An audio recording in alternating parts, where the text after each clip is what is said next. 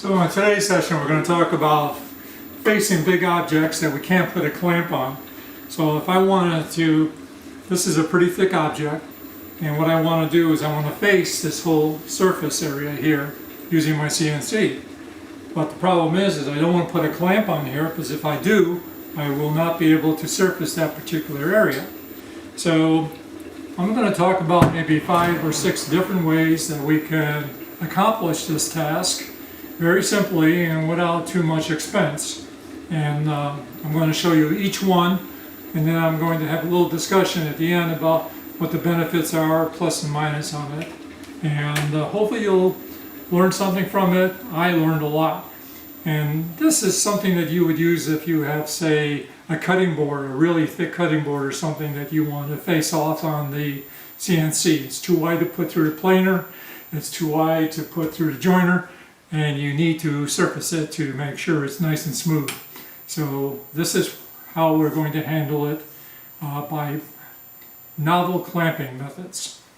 Okay, so here we go. There are many ways to do clamping, but every once in a while you get into a situation where you want to surface just the top of the wood. And trying to surface the top of the wood, you can't use top clamps, because if you try to put a top clamp on, you're probably just going to break the clamp.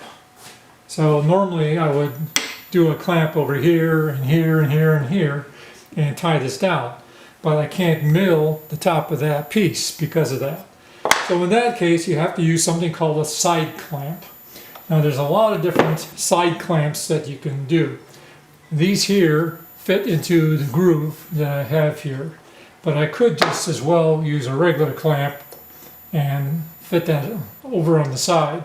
And as long as you have enough pressure and enough surface area here to support the piece, you're in pretty good shape. So that forces that into the end. Now these type of clamps are cam type clamps. So what I would do is I would put a piece of softwood in here and then just shove this down and use the cam action, and that's solid as a rock. So with this cam action now, I'll just tighten these things down, and now this is ready for milling. And that's one type of way you can go. Okay.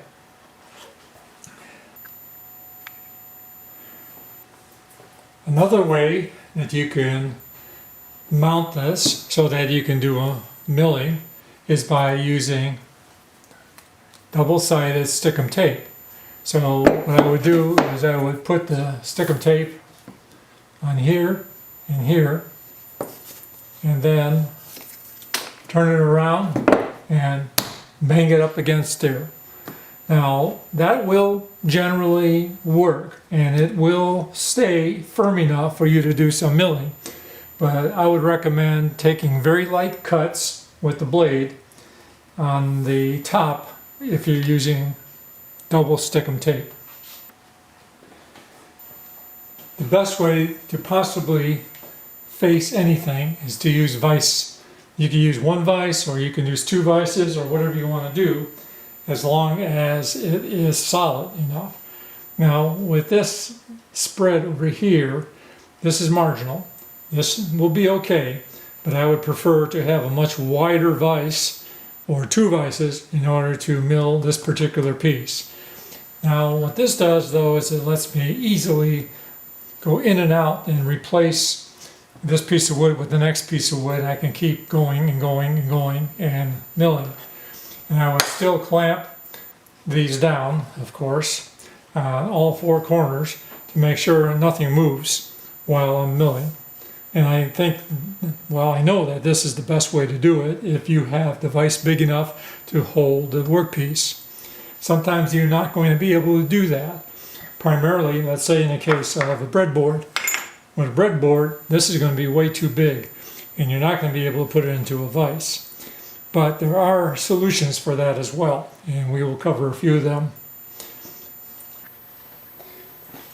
This is one of my go-tos when I'm doing a big piece. Let's say you're doing, this is a big piece of yellow heart that I wanted to face off.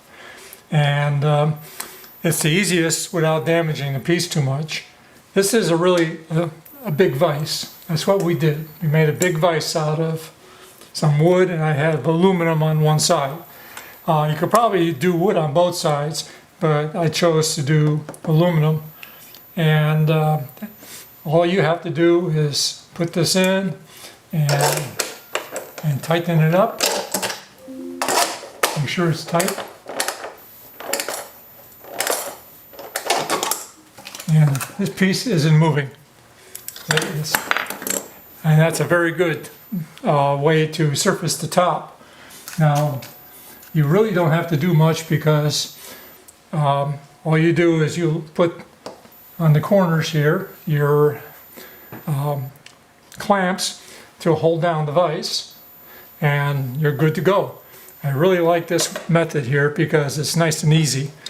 I have these big screws here for big pieces, and these 5 are for the smaller pieces like this.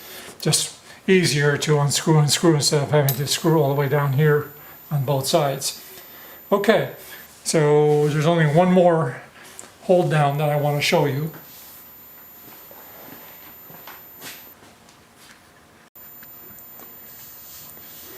In my opinion, this is the best hold down that you can do if you're surfacing, but let's make sure that we understand that you are trying to surface one only, and you don't care what the bottom is.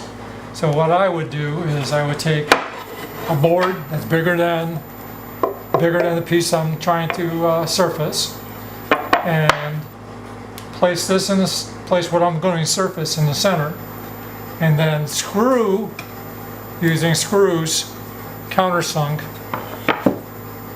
Put at least 4 screws into this board from underneath. And then the next thing that you do, obviously, is just put your clamps on. This one.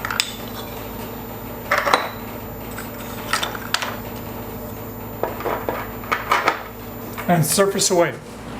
So that has a lot of benefits, and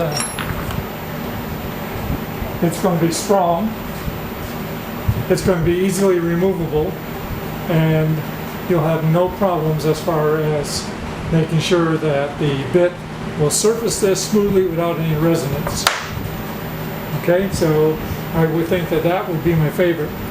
Now my second favorite would again be using the board and using hot glue. Now if you use hot glue and you put it on here and make sure it's smooth, you're going to have a little bit of, with the hot glue, you're going to have a little bit of waviness because you can't get the glue smooth. It's not going to be really firmly on the ground. But once you're done, you don't need to screw it or anything. All you have to do is take your bandsaw and then slice at this level over here, and that will take care of any, that will shut this, get this off of the plate. So I like to do that sometimes. If I'm really not in a hurry, I could use white glue or yellow glue, regular, Gorilla Glue, or just any old yellow tight bond or something like that, and glue this to the plate. So there again, I have to wait for it to dry, which is what, an hour or so. And then after that, I can face this, and that would work. But in all of those cases, you have to slice it off of the board using a bandsaw. So a lot of people don't like that. So the best way would be to do a screw and screw it in, if you can. A lot of times, if you want both surfaces to be pristine and pretty, then that's not an option.